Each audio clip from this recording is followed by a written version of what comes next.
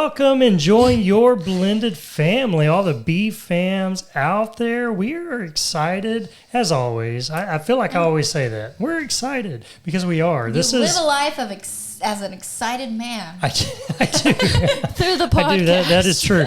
But honestly, this is probably one of our favorite times. We love so much about being a part of the blended family community, about what we're doing, just connecting with other blended families, being coaches, and all the resources, creating resource, pushing everything out. We love doing all that, but this is one of the great loves, is being able to come here and share some of the things we discovered, some things that we've learned from, we've hit hard on and rebounded from, and some things that we're still going through that we're just connecting with you saying, hey, this is a deal. Let's just work through this and get through it together. So it really is. It's one of those things that we love doing. And this topic holds probably a big place in our hearts.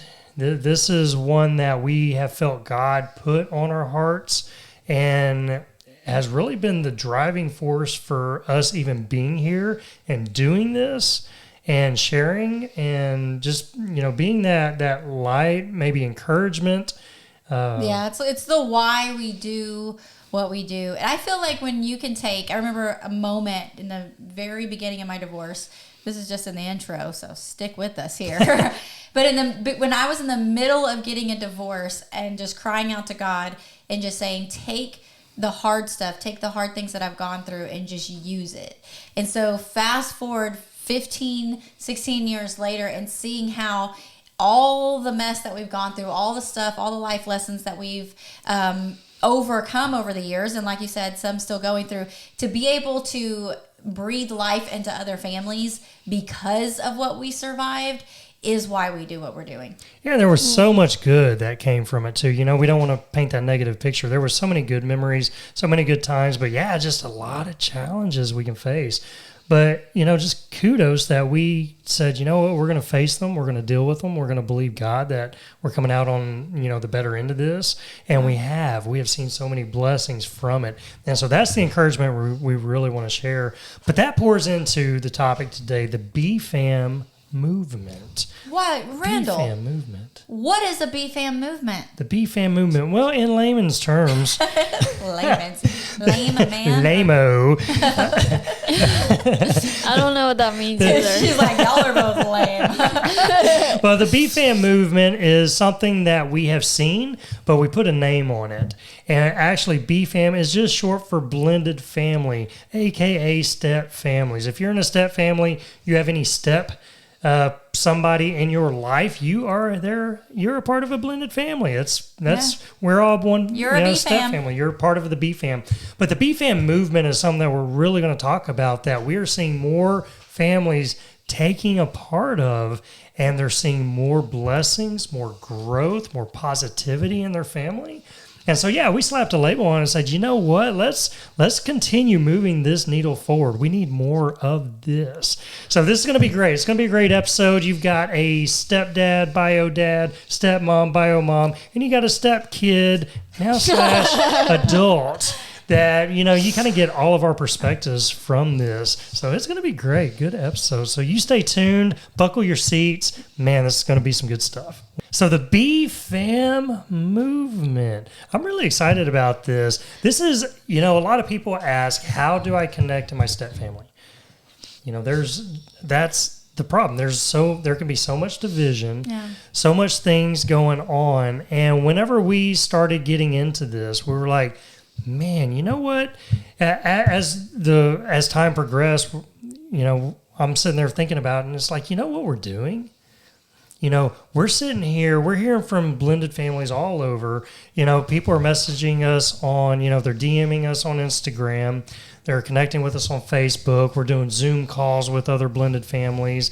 And they're just sharing their challenges, and we're able to help connect and give advice and encouragement and prayer. Sometimes that can be the biggest thing, is just praying with each other.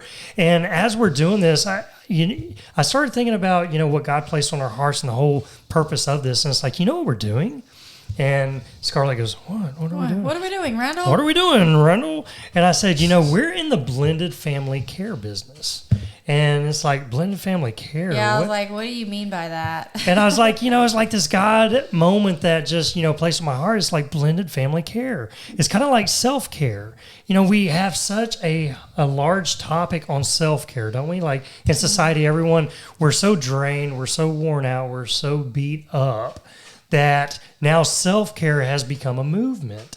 Everyone's saying, oh, I need to work on myself. I need to do things that really stimulate my mind, my body, my soul to help my inner self really be at its healthiest. Yeah, and that really has just come about in the last couple of years where people are seeing like how much we need to take care of ourselves. And even before that, it's that whole just your health care, right? And we put so much focus on being healthy, being at our best in these other areas of life. And so as you were sharing it, I was just like, yeah, we don't. Like the family is such an important thing for our society to be able to be successful. We see children all the time, their issues stemming from places that their upbringing, and us as adults, like all of our issues stem from that childhood. Yeah. And if we had that family care, like you're talking about, that we're proactive and we're doing stuff to make sure that our family feels loved, feels seen, feels accepted, and that we're a part of something, what a difference it makes. And I'm just going to share a story. I'm not going to cry. Maybe I will. Maybe I won't. That means she is about to, so it's like you're warned. I cried when we were having the conversation. Well, maybe I am going to cry now. But we were sitting around talking. We were having our post-Christmas talk, a while back, some of those podcasts that y'all have listened to over the last few weeks. And I had this idea of asking each of the kids, like, what are these inner negative thoughts that they have about themselves? And then I took that word and I flipped it, and I found, what is the positive of this? What is it that they need? What can I be praying for them for? And it came pretty easily for, we have 4 kids, but then they have their significant others too. So we got a lot of kids in our family. So I was making a lot of these little, they're called one word, and it's like this little hammer thing, and you can like hammer out a word. So I'd come up with it for multiple kids, but I came down to our youngest, and she's the rebel of the family. She likes to do things her way since she was the littlest. And Riley's like, yes, she was. And so I came downstairs, I was talking to Randall, and I was like, what do you think the core of what is missing here? Like, what does she want? Like, where does this come from? And he was like expressing his need, because he kind of went through these same things, this need to just express himself in certain ways. I really related to kind of her and what she's going through. We kind of had some of the same styles, some of the same pullback from society in a sense. And yeah, so just kind of starting to share my story. Yeah, and that like going against the norm or the grain or whatever, and feeling like an outsider. And so he began to tell me like the word that he said and that hit me and all the things that he was saying was belong. And I was like, yeah, but she don't want to belong. She wants to be an outsider. She wants to be on the outside. But it really is that core of what she wants is to belong. And so I, made her a little keychain and wrote her a little letter. And really just in the letter, just saying, I know how it is. See, the tears are coming. I'm going to hold them back though. Just saying, I know that your whole life, because she was 3 when I divorced, and when I remarried Randall, she was 4. But before that, her dad was military, so she never really had him in the house. And I said, I know you grew up in this step family environment where you had 2 homes and you never felt like you truly belonged anywhere. And then going in for school, trying to find that place that she fits, because all of her friends had married your nuclear family, and she was an outsider in that way, and just always trying to find this place of belonging. And so I wrote, you always, no matter where you are, you always belong in our family. And so I pass out all, they had them in their stockings, and so they read them at different times. And I look over when she's reading hers, and she's just like bawling, and I'm like, what happened? And she's like, it's just my hormones right now, I don't know. But it was her reading those words it just hit her in that spot right there. And we think so much that our kids don't want this. They don't need this. And you look like you were going to interject, or no? Oh, no, I was Okay. listening. Yeah, but there's these places, especially in a step family, where they have so much going on the inside. And we as adults, we have so much going on with our responsibilities in life that we're just trying to manage the day and the day-to-day stuff and try to give them these awesome experiences. Most of our stuff wasn't trouble necessarily even from blended family issues. It was because we were so busy giving our kids all of this life experience, right? Yeah. And these extracurricular, but that we didn't take this time to really do this family care like you're talking about.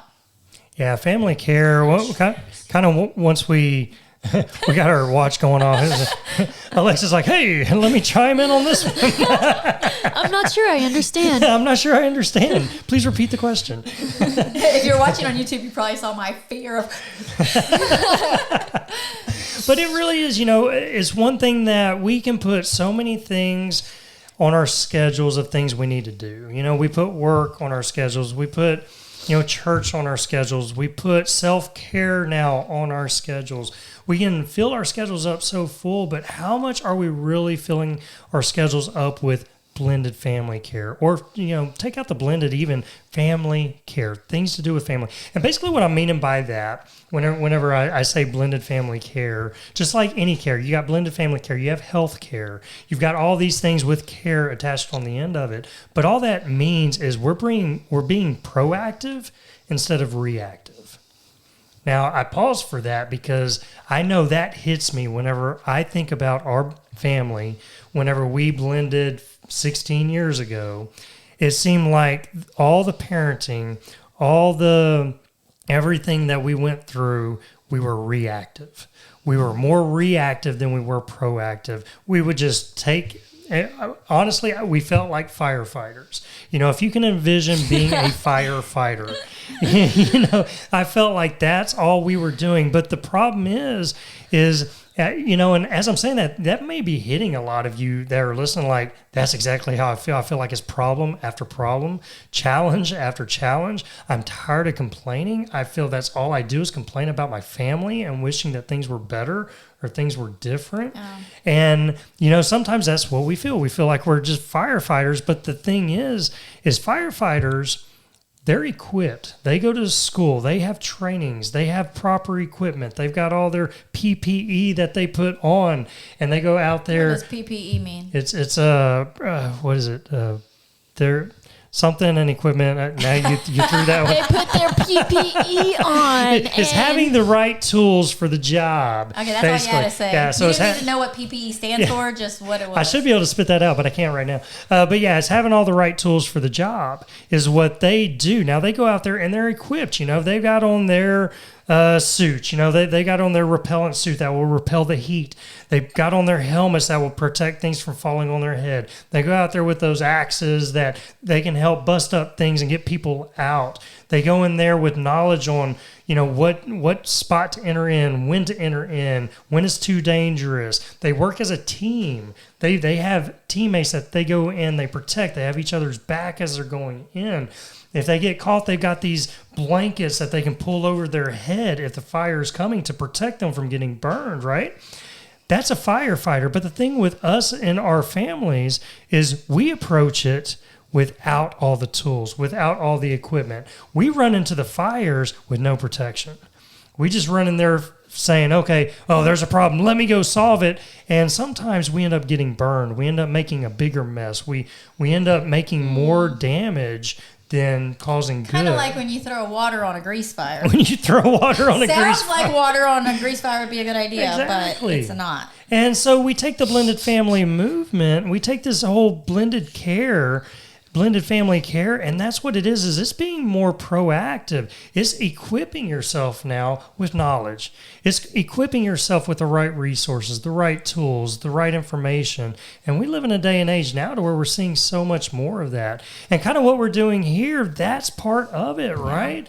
We're sitting here saying, okay, well, listen, learn from us, learn from our mistakes, because we had a lot of them. Riley can attest to that.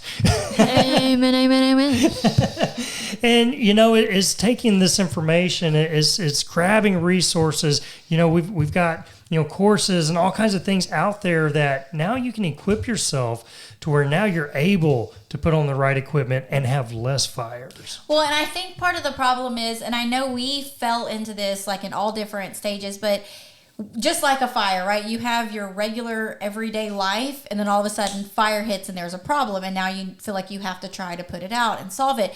And then that fire gets solved, and then you go through this time where everything's like normal, decent, fine again, right? And you're just, it's during that time, that's when it's so important for us to be proactive, because when you're in the middle of the fire, that's not the time to get yourself educated, right? That's not the time to start getting on Google and looking it up, what to do, asking your watch, what do I do right now? Stop, drop, and roll. You need to have some tools in your tool. Like, you need to be prepared.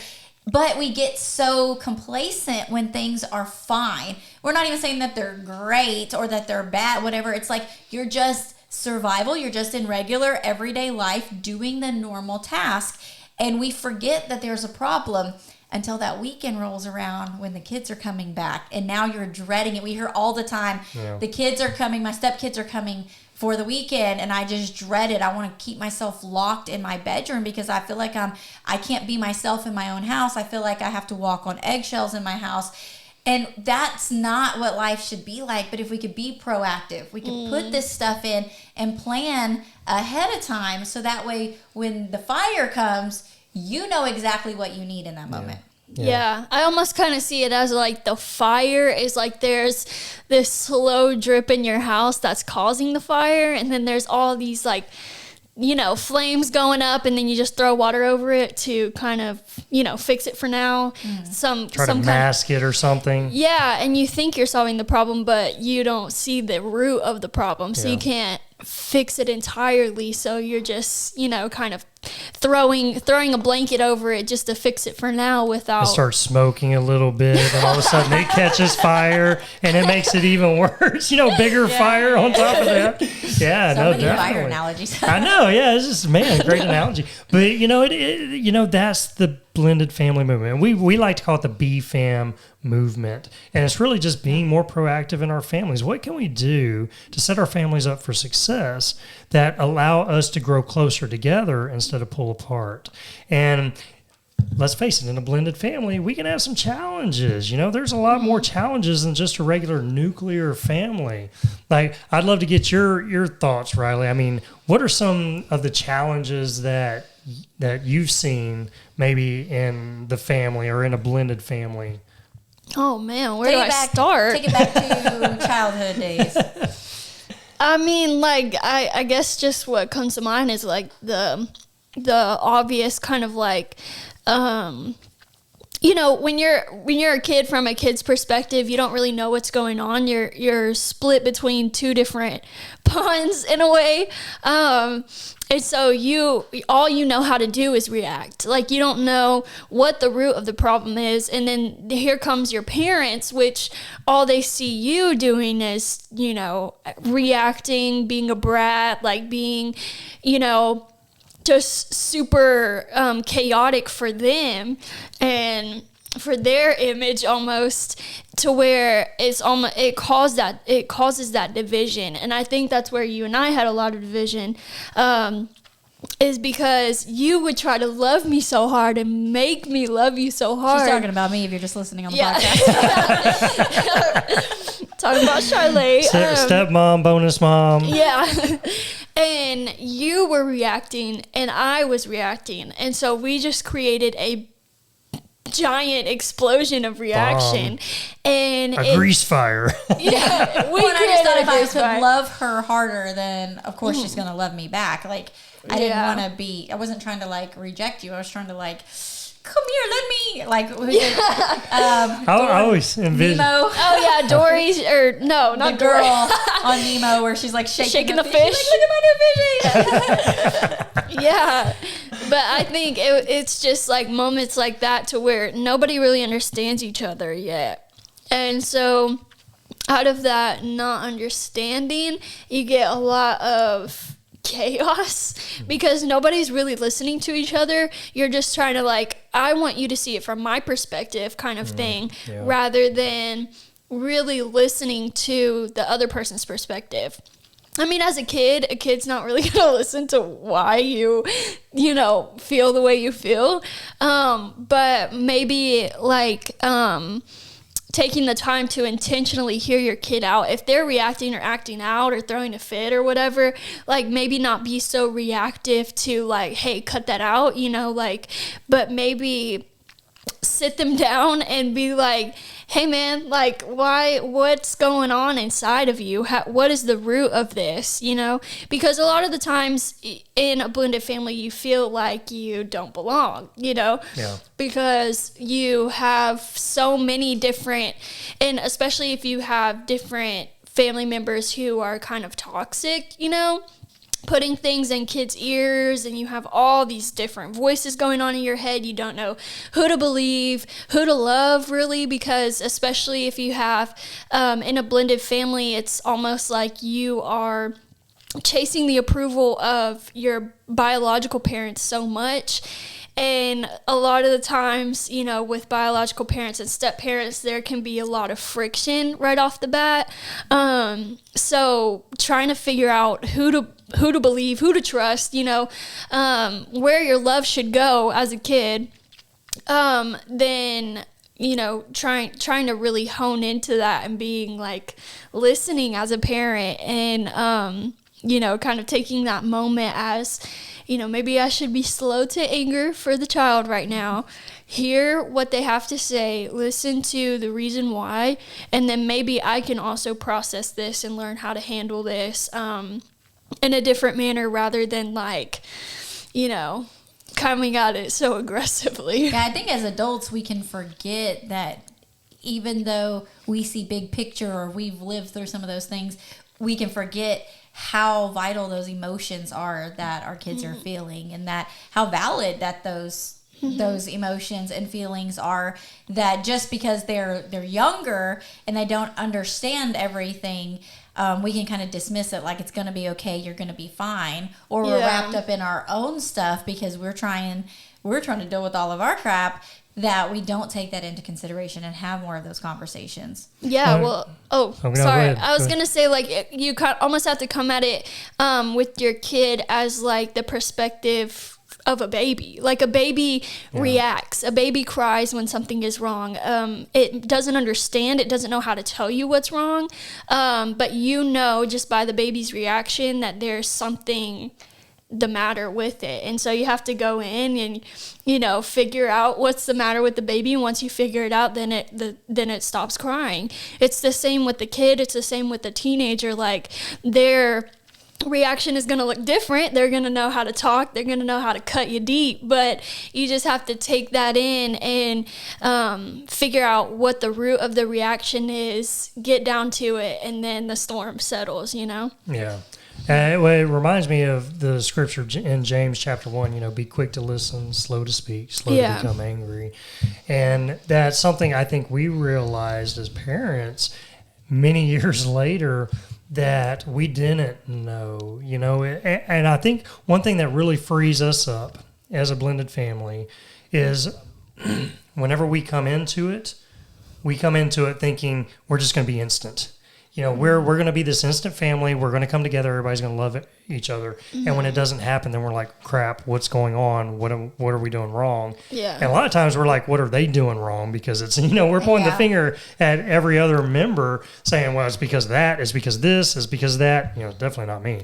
I'm not the problem. I think like as a new family, as a new couple, y'all are still so in love. Like y'all don't really see the issues at first because all y'all see is, y'all's love for each other and things like that. And then so those outside factors you think aren't going to be there because that's all you see.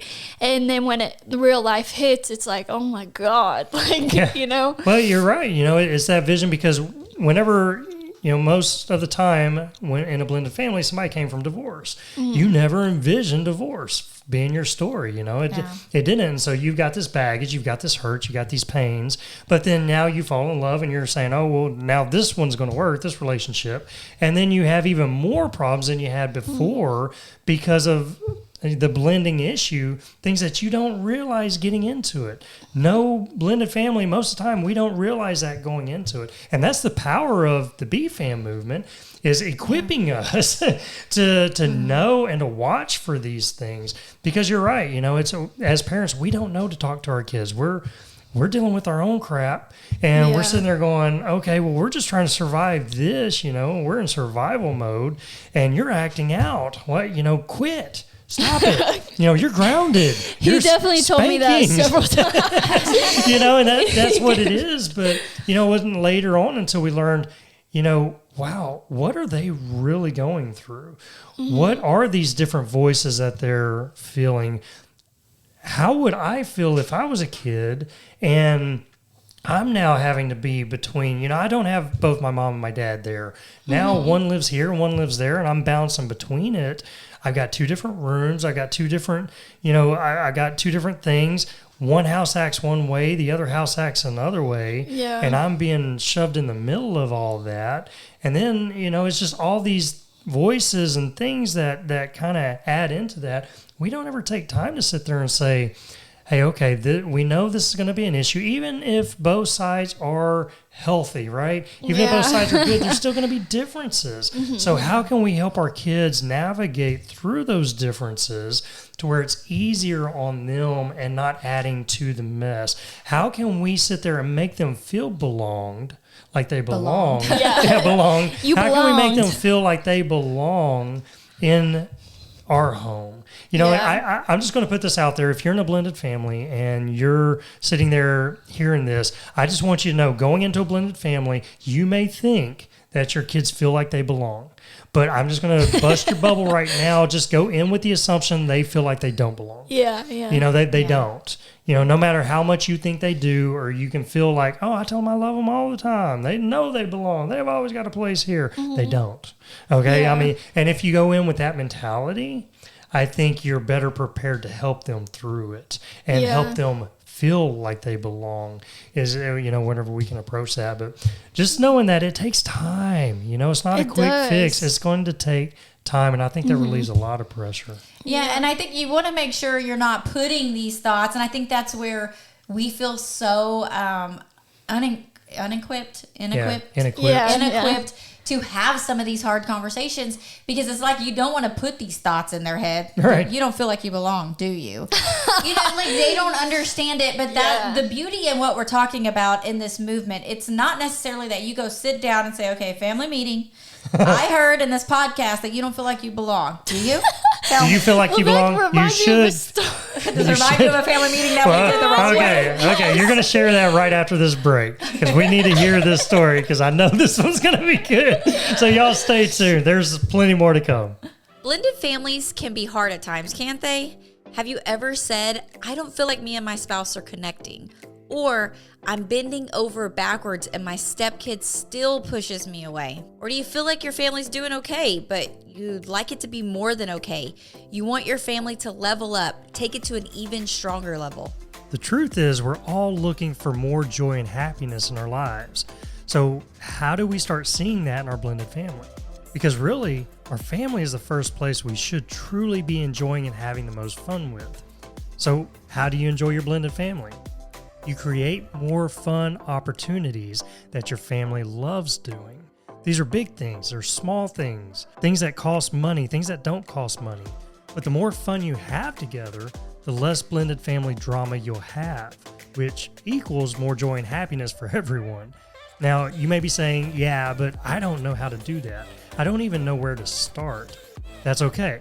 We walk you through 5 fun dates you get to have with your family. These dates help you discover those fun things your family loves doing. You'll walk away with so many more great ideas and have an amazing, easy plan to make it happen and to keep it going.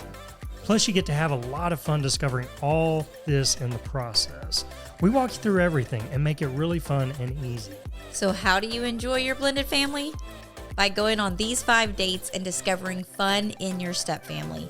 You'll be so glad you did. Have more fun together and you'll see less problems. The link to get started on this amazing journey is in the show notes of this episode. All right, so you got to tell us the story. Come on now. I mean, you're laughing about this. Okay, so it reminds me of the time when I was gonna say, I feel like I'm the one in the wrong in this situation.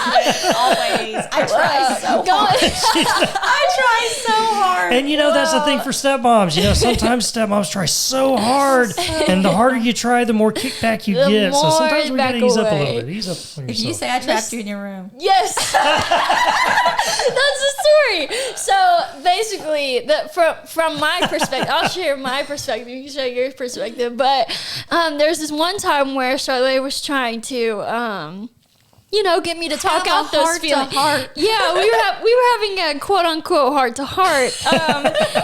It ended up being very traumatic for me. But she kind of like. I don't know. I remember it as you took me in my room and you shut the door and you sat on my bed with me and you were like, you're going to tell me how you feel right now. And you can't leave this room until you tell me how you feel, why you feel this way, and why you hate me or something like that. And I was just sitting on the bed like, I can't leave the room? What do you mean? And how old were you at this time? I don't know. How old? 11, 12? Because I don't honestly remember it like specifically. It definitely traumatized you more than it did me. It traumatized the HE double hockey sticks out of me. So I think the thing that's stirring in me when you tell the story is what, and I could be wrong, when I redecorated your room. Yeah, my room was redecorated. And you'd come back and I thought, I'm redecorating her room. She's going to love me so much. I'm picking all her favorite things. And I created this board and it had pictures on it of all of us. And this I could be a completely different, but I went in and I noticed that it was a lattice board. Oh, yeah. I remember that. And all of the family pictures that had all of us, she had the rope or the little wooden slat or whatever covering my face. And I she arranged each picture to where her face was covered. And I tried to tell Randall, look at this. And he's like, what? What? Looks good. There's nothing wrong. No, look at it. And he's like, I don't see what you're talking about. I was like, look at the position of my face in every single one of these pictures. Yeah, so I was definitely at fault too. I don't get that wrong. But yeah, so I seen this as such a traumatic experience because, and this is where I'm saying like, yes, sit down with your kids and have a conversation, but maybe do it differently. But I was in my room and I remember Dad was at work and you were telling me all this and I was because like, I wouldn't have done it. I'm just gonna be completely real with y'all guys. I know. I wouldn't have done it if he would have been home. I know. I'm getting to that part of the story. So, anyways, we were having this, and I was like, I want to leave my room. Get me out of my room. Like, I don't want to be in this room with you. Da da da da. It was coming. She was coming off aggressive towards me and how I was taking it. So I was coming off scared. Like, this woman is really trying to trap me in this room. And it's like being held hostage. Evil stepmother moment. Like 3 or 4 years into our blended family at this point. Still super new. But then I remember like you telling me all this and like we're not coming to terms. It's just the fire's getting bigger and bigger, and then all of a sudden here comes Dad's truck. We hear the door shut, and she's like, "Okay, well we'll talk about this later." I leave my room. And I still remember that to this day, but I remember it in a different perspective now. Like because I know you now, and I know like you were just trying to connect with me, but it came across like for me as a kid, like what the heck is happening? I really just wanted to get to the heart root, and the yeah. root and try to like break through. If you're a Yellowstone fan, it reminds me of the family dinner where Beth and the vegan girl, and she's like, let's take this outside. Let's go for a walk. Yeah. Let's go for a walk. Yeah. And then they just start duking it out and until they can't take it anymore. And kind of, it's one of those things like in the heart of it, my point is to make her love me. I want her to love me. I want to be able to have these conversations, but you have to take in consideration they are still children. And that's where we are so passionate here about having these moments, these experiences. These are going to be the moments where you can have these, we call them shoulder conversations, where you're not cornering someone, locking the door when your husband's at work and saying, you will love me and you will talk to me, but you're going out and you're bonding on something. And then maybe you bring up these kind of conversations. You talk about the hard things in a more natural way instead of a forced, let's all have a family meeting, come to Jesus kind of thing. And so when you do these fun Friday things that we talk about, where we share the most simplest ideas with you, but you connect on something common with them, then your hearts are able to have these hard conversations. And, it's one of those that as parents, especially kind of going through this, there is no book that comes with, how to navigate through that. That's why all these things are so crucial, right? We learn from each other. And like in that instance, that is us as parents. We can come to the table with a mature mind, with mature thoughts, with years of experience behind us. And we expect our kids to have to be on that same level. And the problem is that they're still learning maturity. They're still learning how to navigate life in general. They don't have life experience. And so they're not going to connect the way we think they would. And that's how we run into fires unequipped, right? It's not knowing. And that's the great thing about this B.Fam movement is we're starting to equip everybody. We're starting to learn from everybody. We're starting to grow our knowledge and how can we handle these situations better to where our kids aren't getting trapped inside the room. Free the kids! Free the kids! Free the kids! And I will say that the only reason I can sit here and laugh and talk about it now is because I was able to be honest. If you would have told me that weekend, if Randall would have come in and confronted me, I don't know what I would have done, honestly. But no, so I would tell you she'd be like, no.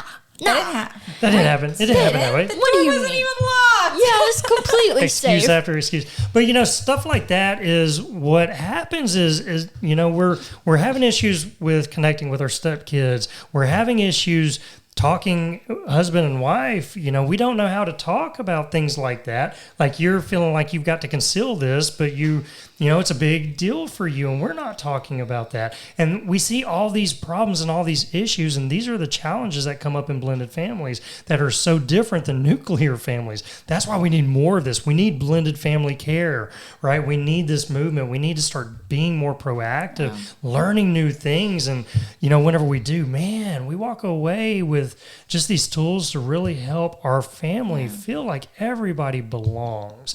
And ultimately, that's all we want. We just want peace. We want harmony in our house. We want everybody enjoying each other and loving each other. And we want to continue moving forward, right? Because, statistics are not on our side. Statistics tell us that second marriages have an extremely higher divorce rate than first marriages. And then third marriages, even higher than that. I mean, depending on the statistics you look at, second marriages are like 67, 70% of chance to divorce again. And then it just goes up higher than that. And the thing is, it shouldn't be that way, right? We want that to stop. And we know you don't want another divorce. We don't want another divorce because all that don't want another divorce. All that means is now you're dragging your kids through more harm, more pain. You're dragging yourself through more emotional baggage that you're having to deal with. And then all that gets brought into the next relationship. When's it going to end, right? And, we know that it can end. And when we put certain things into place, you get better results. And that's really the heart behind it. Yes, and the good thing about this movement is it is something that can start with you. Now, if you have your spouse on board, you share this podcast with them or this video that you watch and you're like, hey, check this out. Oh my gosh, this sounds just like us. And I'm sorry I locked our kid in the bedroom while you were at work. Slide that one in nonchalantly. Little piggyback. if you can get them on board, yes, start with you and your spouse and come at this as a united front and begin to do things differently. But even you learning and growing from your mistakes and begin to make these small changes, listening to podcasts like this, get some one-on-one coaching and like, just like, hey, what do you think about this situation? I mean, it reminds me of the one lady that we talked with, and she just didn't know what was going on with her husband because she just could not get through to him. And we just gave her this little bit of advice. I was just reading one of her comments earlier today about thank you for just giving me that advice of asking him why does that bother him. And just that simple question, he got to the core of what was the whole reason they were fighting, which she had no idea that that's where it was coming from. There's so much that we have on the inside that we subconsciously don't even understand ourselves. But when we begin to have these conversations, get the help and the resources of people that understand, because they're crazy just like you. And you begin to equip yourself with that. It can start with just you. You don't have to wait for somebody else in your family to change. You don't have to wait for your daughter, your stepdaughter to grow up and have some insight in this. You can begin to make these changes now, right now, like today. Yeah, and that's the great thing about, kind of this whole movement, the blended family care, is when do I start? And it's one of those that, this is why we're bringing it up here at the beginning of a new year. Because a lot of times we sit there and say, hey, yeah, Randall, that sounds great. It sounds great. Yeah, I need to spend a little bit more time, be a little bit more intentional in my family, be a little bit more proactive. We got a lot of stuff happening, a lot of challenges. I'm miserable. I'm tired of complaining. I'm complaining about complaining now. It's kind of, I've gotten to that point with my family. I'm losing hope. I'm not seeing a future. And, okay, I hear you. I know I need to take this step, but listen, my schedule's busy. You just don't know my schedule. I got a lot of stuff going on. There's a lot of work. Kids have this activity, that activity. Add one more thing. And it's like, I want to start, but, when's really a good time for me to start? And I love the old Chinese proverb that it says the best time to plant a tree was 20 years ago. The next best time is now. And how much more in our families do we need to start now? And if you say, well, I'm too busy to really be able to put the time that I need to right now, I'll do it whenever things slow down. Maybe after the beginning of the year, maybe things will start slowing down. News break, banner coming up at the bottom of the screen.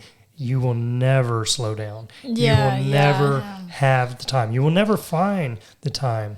But one thing that really stood out to me is we make time for what's important to us. Exactly. I was about to say, are you really too busy to help your family? Or is that just an excuse for when you're ready? Because I think a lot of, I'm not a parent or anything like that, but putting myself in y'all's shoes, there's obviously a lot of insecurity from y'all's point of view. Sure. If you have a child who's giving you trouble or things like that, there can be a lot of insecurity on your part about stepping out and being the person to start the change or start the work, because you don't want to get shut out by that kid. You don't want to cause trauma with your spouse, things like that. Or not trauma, but problems. Rejected. Yeah, rejection. Rejection is a huge thing. It's a huge thing for everyone. But you'll find out, if you do make that time, do start to put the work in, even if it's just a little, every day, making small conversations with them, trying to find ways that you can relate with them. If you're a stepmom and you have a stepson who really loves anime, maybe sacrifice some time and watch some anime with him, try to relate in that way, or, play a video game with him every now and then, even if you suck at it, but, just do something like that to where you're stepping out of your comfort zone, but you're making progress with that child in the same way, It's so crucial. It's so crucial. And most of the time we don't know how, right? We don't know how, we don't know where to start. But the beauty in this and what we've seen over these years and being coaches and the resources and the families we've talked to, and is the power behind it is so amazing. And so you may be saying, well, okay, I don't even know where to start. I want to be a part of the B.Fam movement. Where do I start, Randall? The great thing is, I want to encourage you, is that you're on it right now. You're listening to this. You're reaching out for advice. You're wanting to add more tools in your tool shed. You want to put more PPE in your equipment to go fight the fires. I'm going to Google PPE after this. I should know it. Yeah, it's like protection, personal protection equipment or something like that. Sounds right. Yeah, it sounds correct. Yeah, I mean, I should know that. I'm in that, whatever. But the thing is, you're on it. You are on it. And I want to encourage you this year. It's a challenge for us, as always, to continue staying on this course, stay on this journey, to make our families priority, to be proactive in our families, to start doing new things in our families that give us better results. Let this be a new year that's what you're doing, that's your goal, right? And join the B.Fam movement, join us, start following us as we all team up as blended families and say, you know what, let's continue moving the needle forward. And the more we're learning and growing, the more we get to pass on to those who need it even more, right? And so we become this beautiful community to where we're building up our families, we're building up our kids, we're helping our kids feel like they belong, so that now they're able to go out there and be successful in society instead of feeling like outcasts, and then they wreak havoc because they feel abandoned, and we don't want more of that. We want more of belonging. We want them to know without a doubt that they belong. But what we're going to do is, in the show notes, we have a free resource. That's your next step. Your next step is to get that resource. And what it is it's some blended family games that we put out there that really help create that connection. It's something fun that you can do in your blended family. Gives you the ideas how to go play them and everything, and they're real fun. We've enjoyed them here in our family. But you do that, and it helps you start learning each other more and connect more. You're going to laugh more, and we always laugh. We always connect over laughing. Laughter heals. Laughter does heal. It is medicine for the soul. The games are all created for you to be very intentional on learning more about your children and the things that they like and stuff like that, and finding these common interests that you have with them are built into the game. So it really is a great place to start. It is. And then we have our framework that goes along with it on how to really enjoy your blended family. Well, it walks through 5 dates that you can have. We just give a brief overview of what that looks like, to where now you're able, how to be intentional, how to be proactive. And, we really walk you through that. So grab that free resource. It's just an amazing thing. Let that be your next step. And then what that does is that puts you in our email group. And with our email group, we send emails out weekly just over blended family stuff. It's really, you become a part of our community, to where we continue connecting and encouraging and growing together and learning together. And it's just a powerful, powerful thing. And it's one of those things, too, where you're not having to go out to look for something. It's like that reminder that comes to you every week. On Fridays, you open up those emails, and it's like, just a breath of blended family air, right? Yeah. Reminding you, like, okay, I'm not alone. Here's something that I can try this week, or here's something. It's always, just something new and insightful. And Randall does a great job of telling it in story format, to where it just really shares just a little piece of behind the scenes of some things that we've dealt with, and just it's right there in your email, so that as you read it, you're like, a sigh of fresh air. But man, no, great stuff. And it's that. So whenever you hear us say, "What's up, B.Fam?" you know what we're talking about. We are a B.Fam community. We're all here to love, support, connect, and our motto is enjoying your blended family. It's a tagline in our name. That is who we are, because that's what we want. That's what we desire. So if you desire that as well, follow along. be a part of the B.Fam movement, be a part of our B.Fam community. And it's a beautiful thing. And I'm excited, Riley, that you've been joining us on some of these. And I know we're going to ask some questions here on some of the upcoming episodes. Oh, yeah, on just kind of getting, even know what the questions are. Kind of getting your thoughts, because you just sharing that one story is like, man, if I'd heard that. Did you tell your mom that story? As I had heard that, Probably. If I had heard that as a might be parent, some of being the in a issue. blended family, man, okay, that would have changed my mind and thoughts on a lot of things, on how I did things. So, good stuff. Well, listen, guys, we love Free you. the kids. We love you. Hashtag free the kids. You're gonna make that a T-shirt, and you can purchase down below for $14.99. I'm seeing where the evil stepmom and the Cinderella being locked in the cellar and not being able to go in to the reality, ball. they don't mean it. They're doing it out of love. It's just a really forceful love. It's just a love strangle. And I'm sure your story is a little bit more exaggerated than what truly Listen, took I'm just place. telling you from maybe. 12-year-old perspective. Hey, yeah. And, we need more of that, because, we need more of that. Because we could have used that back when you were 12. So, that's good stuff. So, listen, we love you guys, all the B-Fams out there. Enjoy your families. And, man, get that free resources there for you, and start diving into this. Let's be proactive this year, not reactive. Let's go out and put out less fires, have the right equipment and tools, and I'm telling you, you will enjoy your life a lot more. You will enjoy your blended family. Yep. Yeah. So listen, love you guys. We will see you on the next episode. Bye. Thanks for joining us today. We hope this episode has been a blessing and encouraged your family journey. Make sure you stay connected with us and join our weekly Blended Family newsletter. We send an email out every Friday morning full of support and encouragement. And when you join, we also want to give you a free gift. So go get yours today. The link is in the show notes below. Have an amazing day. Remember to enjoy the journey with your blended family, and we'll see you on the next episode.